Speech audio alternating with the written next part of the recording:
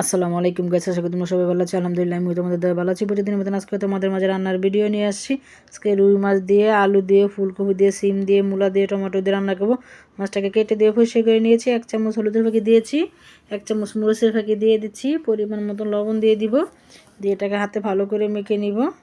এটা দেখো মাছ ভাজার জন্য আমি ফ্রাই প্যান বসিয়েছি, তেল দিয়েছি, মাছগুলো দিয়ে দিয়েছি। আর মাছগুলো একটা একটা করে উল্টে নিব, এক পিঠ হয়ে গেছে।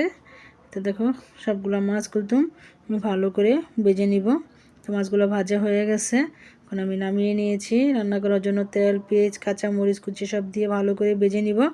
ভেজে এটা দেখো অল্প করে পানি দিয়ে দিচ্ছি, দিয়ে দিব আদা রসুনের পেস্ট, 3 চামচ হলুদের ফাঁকি, 3 চামচ মরিচের ফাঁকি।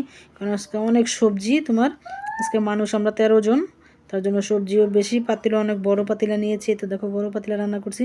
মশলা কষে আগে দিয়ে দিচ্ছি আলু, তারপর দিয়েছি সব সবজিগুলো একসাথে দিয়ে ভালো করে কষিয়ে নিব। তখন নেড়ে চেড়ে দিচ্ছি, দেখো নেড়ে চেড়ে দিয়ে আমি ঢাকনা দিয়ে ঢেকে দেব। সাথে কুতুম 2টা টমেটোর কুচি দিয়েছি, অনেক বড় বড় 2টা টমেটো দিয়েছি।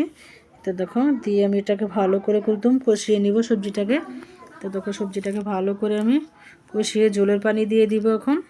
তো জলের পানি দিয়ে মাছগুলো দিয়ে দিব, বলক আসার আগে দিয়ে দিব মাছগুলো। তো মাছগুলো দিয়ে আমি এখন ঢাকনা দিয়ে ঢেকে দিব। এতে দেখো প্রায় হয়ে গেছে। আমার মতন কোন কোন আফুরা আসো লবণ অনেক সময় দিতে ভুলে যাই।